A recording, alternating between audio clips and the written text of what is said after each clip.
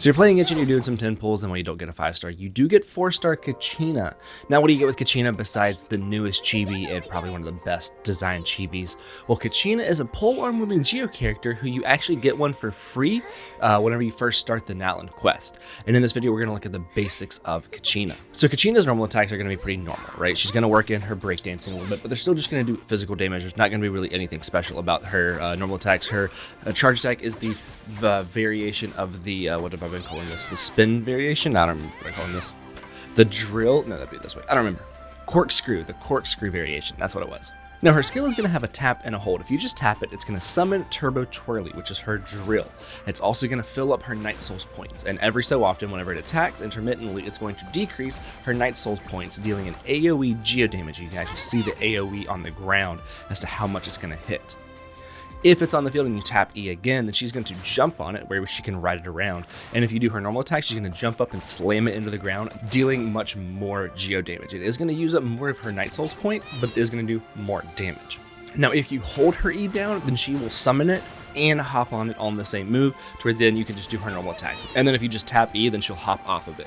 But this Turbo Twirly allows her to do off-field geo damage that is relatively consistent. Now, this is also considered a geo construct, so if you were to be using like Chiori with her, then it will summon an extra doll. And Zhongli's Pillar can resonate with this as well.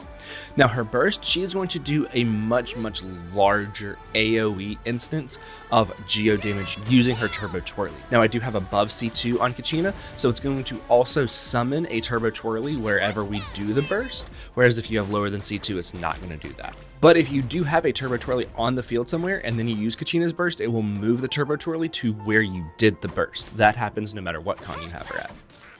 And then, of course, you can use Turbo Twirly in the overworld to scale mountains and things like that, kind of like a little bit slower of a Shilinen. Speaking of Shilinen, Kachina kind of is like a 4-star version of Shilinen. She doesn't quite have the shred or the healing that Shilinen does, but she can fully use the artifact set Heroes of Cinder City. She can kind of slot into any team, or if you have a team of a couple of different characters, for instance, like Makanu, who is somebody that's kind of returned back to Genshin. He is really trying to go for Arlecchino, so he's going to be running like Arlecchino, Citlali, Benny, and that last slot is a little iffy. Now, Kachina can kind of fill that role. She can't use Cinder City in that team because Citlali's going to use Cinder City, but she can use like Archaic Petra, which is the same thing with Shilinen, where if you have them in the team together with Citlali, then you can just swap your Geo character, Kachina or Shilinen, over to Archaic. Kachina can still fill that same role. Benny's there for healing, even though Arlecchino can only heal herself through her burst. But then you also do have Citlali creating a shield that's going to help, and then this other shield that can help with Archaic. So like you can easily slot Kachina into a team like that, so that's going to do very well. He doesn't have Xingqiu or anything like that yet, so so Kachina can very easily kind of fill that slot. Now, speaking of Cinder City and Archaic, those are going to be her two best artifact sets. Probably Cinder City, unless you have another Cinder City in the team like Citlali, in which case you would then swap her over to Archaic Petra to create a shield, so that way your main on-field damage dealer can do more damage. And if you are going to have two Cinder City users in the same team, if one of them is Citlali, let Citlali use Cinder City, and then swap Kachina/Shilinen over to Archaic, because Citlali needs the energy more than like Kachina or Shilinen. For the main stats on these artifacts, you're going to be wanting to do a defense sands, a geo or defense goblet, and then a crit rate or crit damage circlet, most likely a crit rate circlet, because Kachina's damage does scale off of her defense. Now, for weapons, you do have a couple of options. I believe that Kachina's her actual best in slot is Footprint of the Rainbow, which is going to be the Natlan craftable polearm. It's going to increase her defense, which is going to be great, but then it's also going to increase her defense again after using her skill.